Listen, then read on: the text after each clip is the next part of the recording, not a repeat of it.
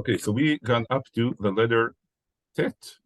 Okay, so let's see what's going on in the letter tet. So I'll do it from this edition of the Oz Vehadar, and also we'll look at the other edition for the Sephardi spelling as well. So the mishnat sofrim here, I'm just reading it from here with all their explanations because it works well with the pictures. He says, Otet, הראש הימיני תהיה כפוף מעט לתוכה, ולא יהיה כפוף הרבה. So you can see here in the picture, the letter tet should be a little bit going inside. We're talking about the right curve. It should be dropping down a little bit, but not too much. Okay, certainly not that it will hit the bottom, but even going too far in is not good. The reason why it needs to go in, or at least one of the sources that it needs to go in, is that there is in some of the Mekorot, it said that there's a similarity between a tet and a pei. So how is that similarity? So you can see in the picture here, if you turn the tet, if you rotate the tet to the side, counterclockwise, so it actually looks a little bit like a pei, okay, with this part going in. So that's the idea of the tet being curved inside. He continues, אבל הראש הימיני יהיה עגול כבב. In other words, the whole right-hand part of the tet should be curved. It shouldn't be flat, squared. It should be curved. Okay.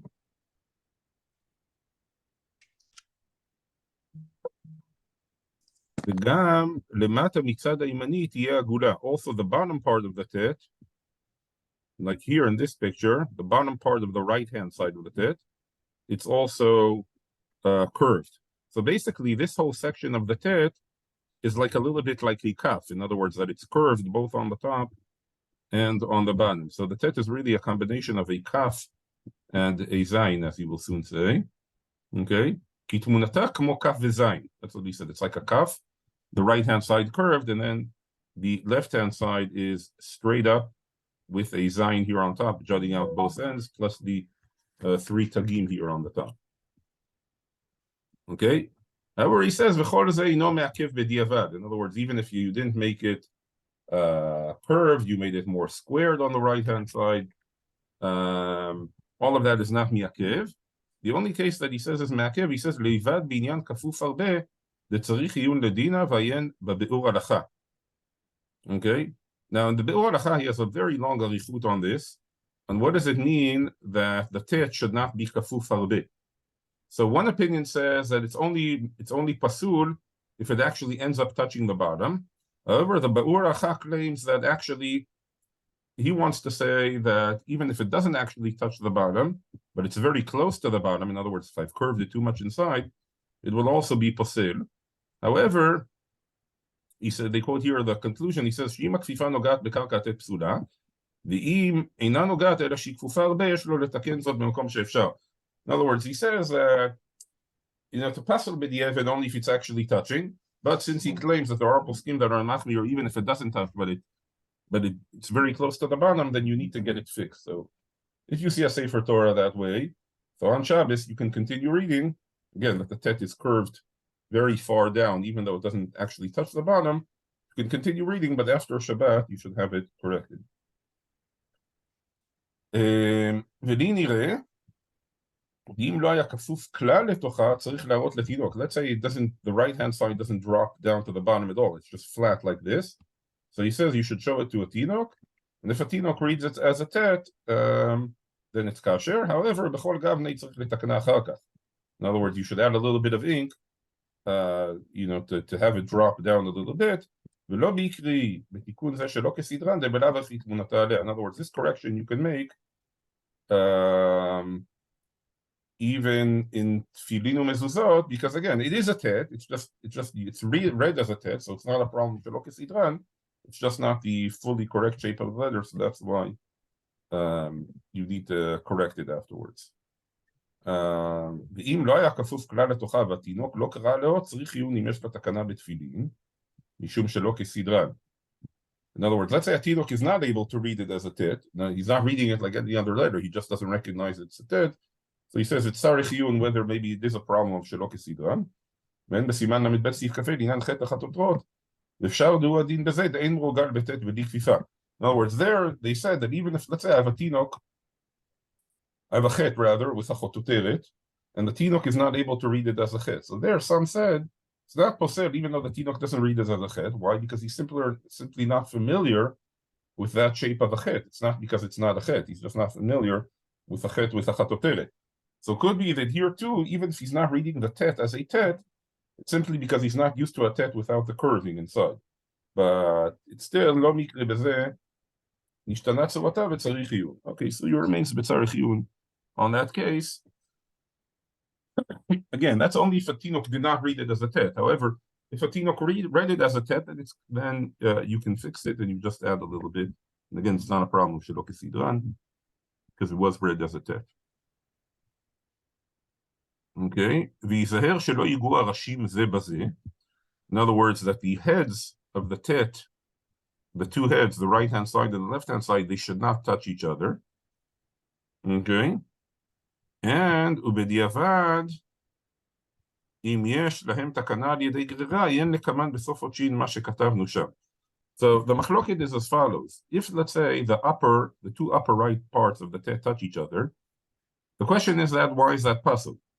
One possibility to say it's possible, because then the letter is not what we call mukaf gvil. Another reason you could say is that it's a shinui in the shape of letter. In other words, if they touch, then it's not a tet. What's the nafkamina between the two explanations? The nafkamina is whether I could just erase a little bit. If it's just a problem of mukaf gvil, then I am allowed to erase a little bit, and then it's not a problem of chak tochot, because for mukaf gvil, we say the letter is a letter. Chak tochot is only a problem in the writing of the letter. But for the halacha of mukaf gvil, if, let's say, two letters touch, but they're clearly separate letters, we're allowed to separate them, and it's not a problem of chak tochot. Why? Because I'm not writing the letter. The letter is already written. I'm just creating the mukaf gvil to have them all surrounded by klaf. But if it's a problem in the shape of the letter, then you would not be able to just erase a little bit to correct it. You would need to erase a lot more. So that's the machloket on that point.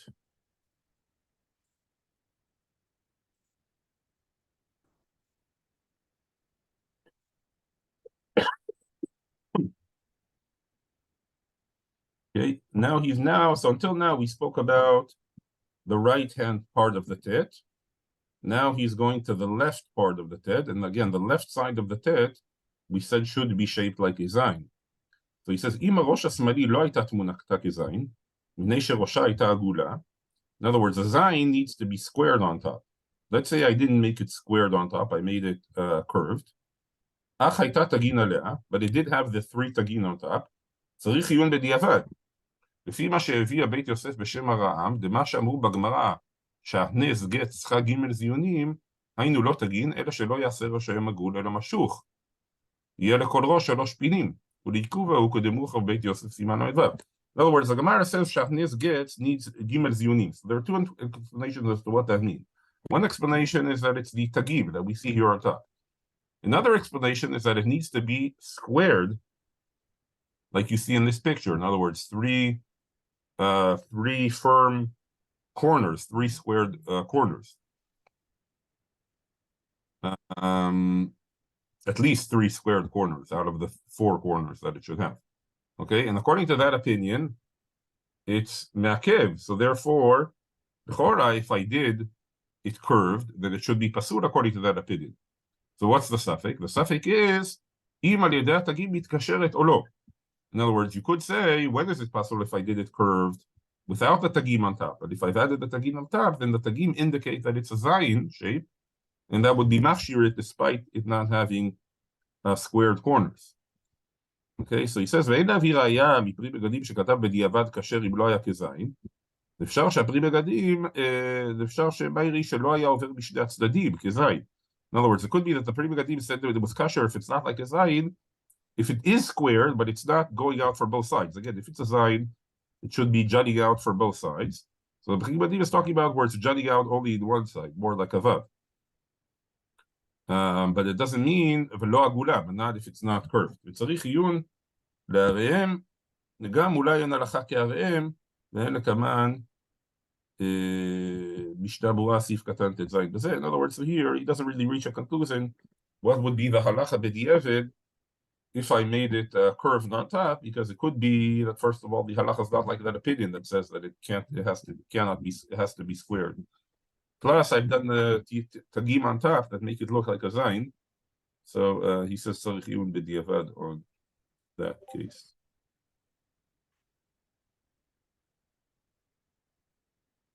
Let's see quickly the Sephardi.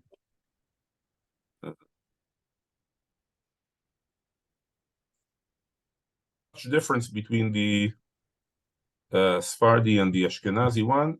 The right-hand side of the tet and the Sephardi sort of drops down a little bit more. A little bit, something here at the edge a little bit. Not that big a difference between the Sephardi and the Ashkenazi. Okay, let's go on to the letter Yud.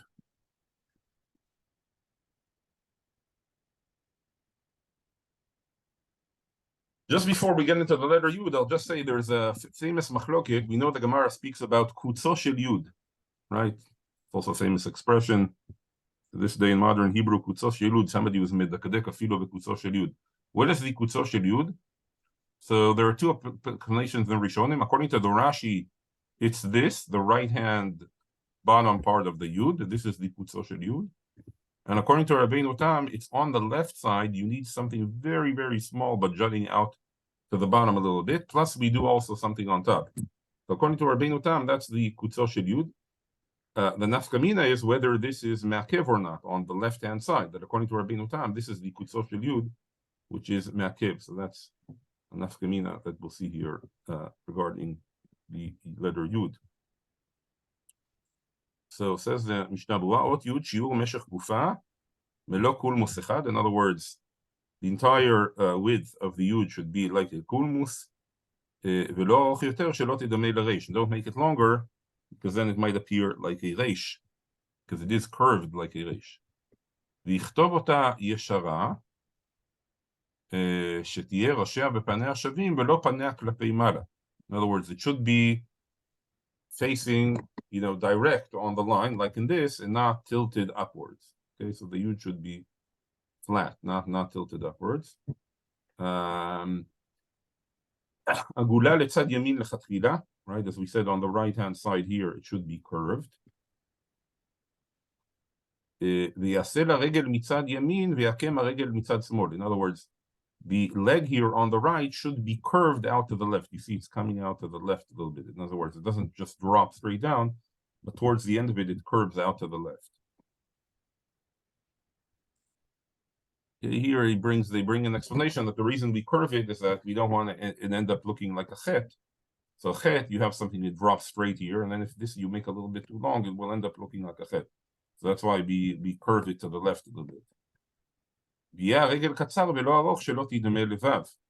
Okay, and also the leg should be short, shouldn't be too long, because if it gets too long, then it will become similar to a vav. That's really the problem with the yud and the vav, that if I make the yud too long, it might end up looking like a vav, and I make the vav too short, it might end up looking like a yud.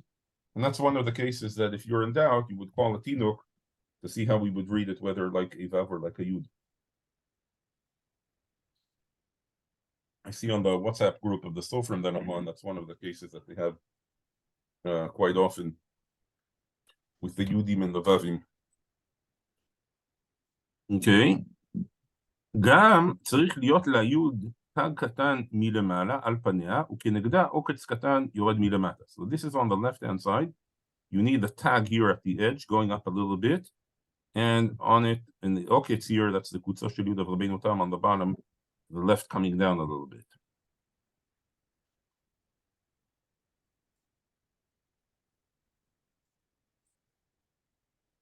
והעוקץ שמתחת לגג יהיה קצר מהתג שמעל הגג. In other words, the tag going down on the left-hand side should be shorter than the one going up. גם יהיה קצר יותר מרגלה שמצד הימני פן תדמה לחטא.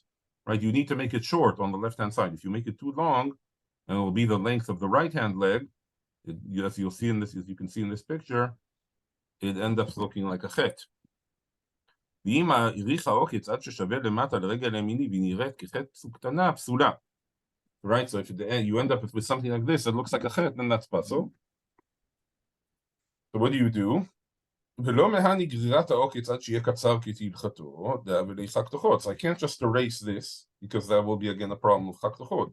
אלא יגרור כל העוקץ ויחזור ויכתבנו כהלכתו. Rather, you need to erase it fully all the way up to here, and then just rewrite a little bit of the עוקץ. ולא מהני קריאת תינוק, that's it. In other words, he says, if you have this shape, even if a tinok reads it like a yud, doesn't help. Why? Because this is clearly not the shape of the yud. So now the big question is, okay, so I can do this fixing in the Sefer Torah. What about Tefillin and Mezuzot? So he says, what we said that you can do the Tikkun beSefer Torah Ma'iri, ולא בתפילין ומזוזות, דאבי שלא כסדרן. Right? Because if I erase the entire thing, then I'm left without an okitz. And then I need to rewrite the okitz, so then it's like I've rewritten the letter, and it's a problem שלא כסדרן. So he says, ויש מי שכתב דלדעת רי אלכסנדרוני, לקיים עלן כבתי, צריך לגרור,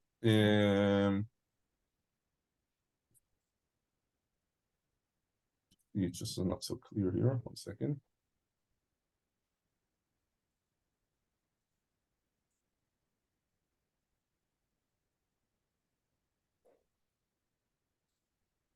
יש מי שכתב דלדעת רי אלכסנדריה, מופיע בבית יוסף, דיבר אמרתי בזמן של ניסנתי, לקיים כבתי, צריך לגרור גם רגל הימני, ואחר כך יתקן. ועיין בבירור הלכה שבארנו די יש להחמיר כדעה זו. In other words, I'll explain what's going on here. The problem, according to the Ri Alexandri, is let's say I erase this entire leg, and now I'm left without the Kutzos Shel Yud here on the bottom. Ri Alexandri says it's still now the shape of a Yud, even though according to Rabbeinu Tam I have to have this Kutzos Shel Yud. According to the Ri Alexandri, it's still considered the Yud. So therefore, if I'll just now add the tag of Rabbeinu Tam, then it will be a problem of Chak Tochot, because in essence I've created the Yud by erasing this leg. So therefore, according to Ri Alexandri, it's not enough to erase this side. I'll need to erase this side as well, and then rewrite here, and plus a little bit here. Okay, and he says that's what you should do. In other words, he agrees with that opinion. So again, so if you have this shape, practically to fix it, you would need to erase both sides, and then rewrite the right-hand leg, and the left-hand leg drop down a little bit. And again, you could only do that in the Sefer Torah, because in Tefillin, that would create a problem of Shelo Kesidran. Okay, now he continues. בספר תורה שנמצא ביודין כצורת למד קטנה פסולה. In other words, sometimes what can happen, if I make the tag here on the left upper part of the yud too long, it will end up looking like a lamed, right? You can see this, it looks like a lamed. So if you do that, that's pasul. וצריך לגרוא כל האות ולחזור ולכתוב יוד מחדש, לבלב היה חיה חק תוחות. So again, I can't just erase this part, because that's a problem of חק תוחות. Rather, I need to erase the entire letter, in other words, until it's not left with the shape of the letter, and then rewrite it. ביודים של שם, צריך לסלק כל העירייה. What happens if it's a yud in the Shem Hashem, and it's like a quasi-yud, quasi-lamed? I can't erase it, because maybe it is a yud, and then there's a chashash Shem Hashem, so then I'll have to remove that entire yiriyah, that entire sheet of klaf.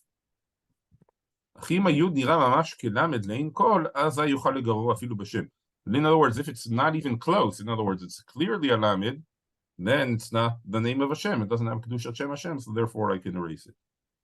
So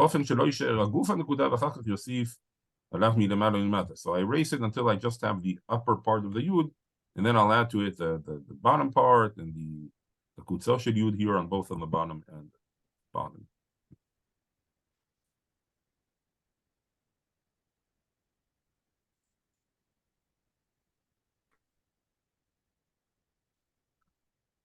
Here in the Biur Halacha,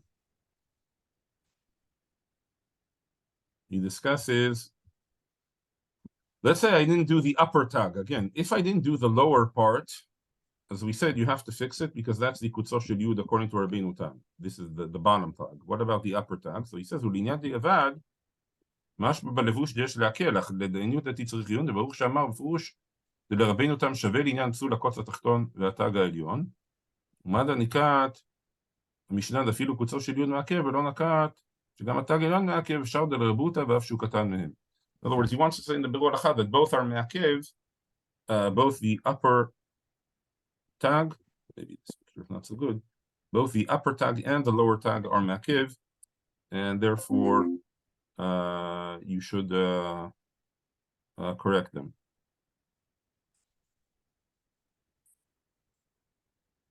Just see the Sfardi Yud as well.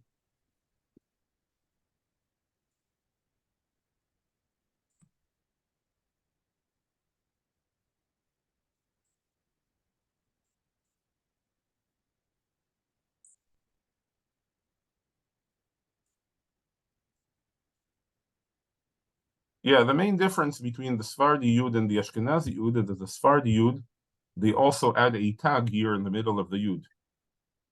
Okay, in other words, besides this, the Kutzos Shel Yud here on the top and on the bottom, they also add a tag here in the middle of the Yud.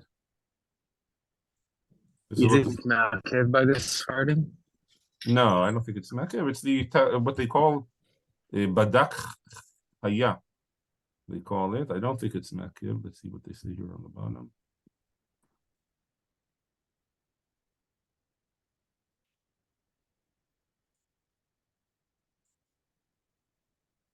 They have a big discussion about whether you need this tag or not.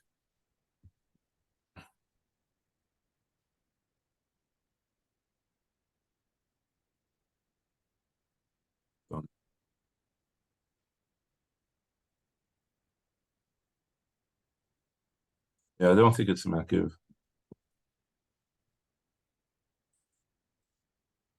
There was a minhag of the Sfaradim they did bring here not to follow Rabbeinu Tam and not to have the okitz on the left-hand side going down to the bottom, but they say here,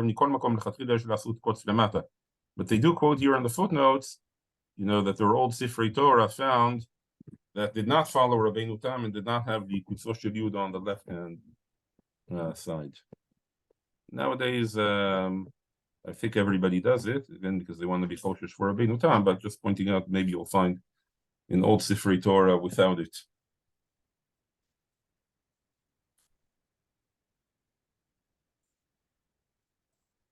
They do here say that if you have a Yud without, even though the Mishnah Berurah says that you need to fix it, if you have the Yud without the upper quotes, in other words, if you find it on Shabbat, you don't need to take out a new Sefer Torah for that.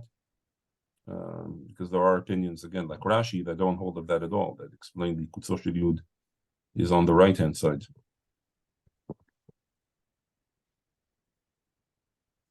Okay, let's see Kaf now.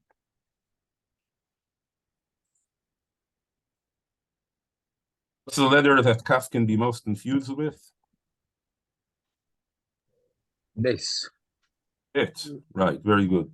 So the way we differentiate, the main way we differentiate between the Kaf and the bet is that the Kaf we made curved, as opposed to a bet that we make square. And the bet we also have, you know, we're supposed to have an akiv on the bottom, jutting out. But even without that, the main way we differentiate is that we have the Kaf curved as opposed to the bet that we have it squared. That's what he says here in the Mishnah Berurah, or Mishnat Sofrim. He says, Ot Kaf Kfufa, יכתבנה עגולה מאחוריה כדי שלא תדמה לבית, so that it would not be similar to a bet. ותהיה עגולה מאחוריה משני צדדים, in other words, both on the top and on the bottom, the kaf should be curved. וחללה שבפנים יהיה לכל הפחות כעובי קולמוס. In other words, the gap here in between the top part, the roof of the kaf, and the bottom part of the roof should be like at least like the width of a kulmus. Upaneha yu lemala ulemata shavin. Right. In other words, the top and the bottom, they should both be the same length. Okay. Why? Because if you'll make, let's say, the top, okay, we'll soon see. So it might end up looking like a noon. Also, it's not nice. In other words, they should both be the same length, the top and the bottom. גם צריך להיזהר שלא לקצרנה ברוחבה, כדי שלא תיראה כנון כפופה לתינוק. Okay, you shouldn't make it, the calf needs to be long enough. In other words, if I make it too short, the roof and the bottom part of the calf, it might end up looking like a noon, even though it's not exactly like a noon, because a noon, the bottom part is longer, is wider than the top part, but nevertheless, just by making it small, it could end up being similar to a noon.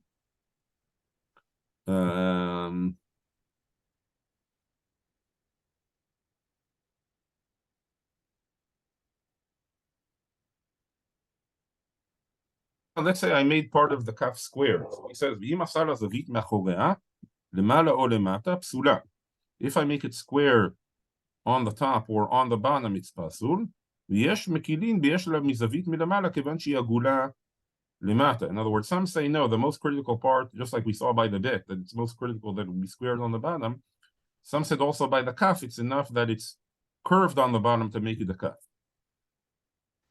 So he says, so he says we should be machmir for their opinion that even if it's squared just on top, it's pasul, even though it's curved on the bottom. So how do you fix it? If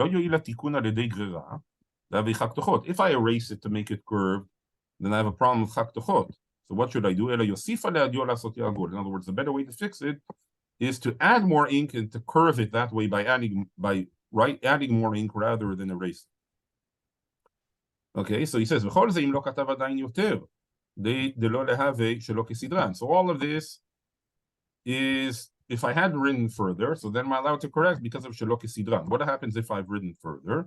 So he says, ואפשר דכל זה שאין מועיל תינוק לאחר שכתב אותות שרעה הוא דווקא עם עשה לה זווית מלמעלה ולמטה שאז אין צורת כף קודם התיקון, אבל בזה שיש לה זווית מלמעלה ועגולה מלמטה אם התינוק קורא כהלכתה צורתה עליה מקרי, יכול לתקנה בתיקון הנ"ל. In other words, what he is lenient is that if it was squared both on top and on the bottom and I continued writing, I can't go back and fix it. It's a problem, shelo kesidran. But if it's only squared on top and on the bottom is curved, and a tinok read it like a kaf, so here again, because of the opinions that it's enough that it's curved on the bottom, then he's lenient that it's not a problem, shelo kesidran, and I can go back and fix it even in tefillin umezuzot. אף שכתב יותר, ואין בזה שלא כסדרן וכנ"ל בסימן ל"ד סעיף ה'.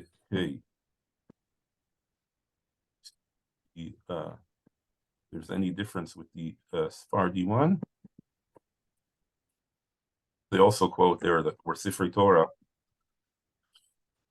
that it was only squared.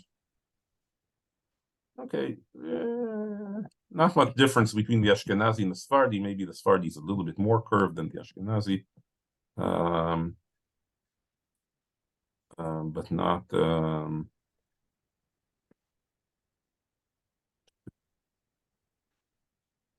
Even if I made it a little bit diagonal, the top and the bottom, it's kasher.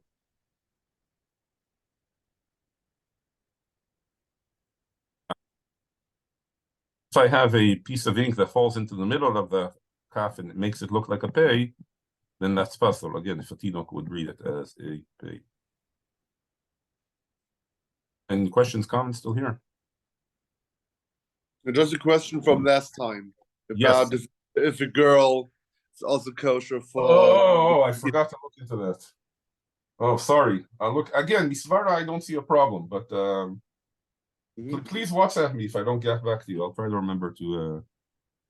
I forgot to look into that, but then please remind me. Will do. Okay. Okay, Very everyone. All too.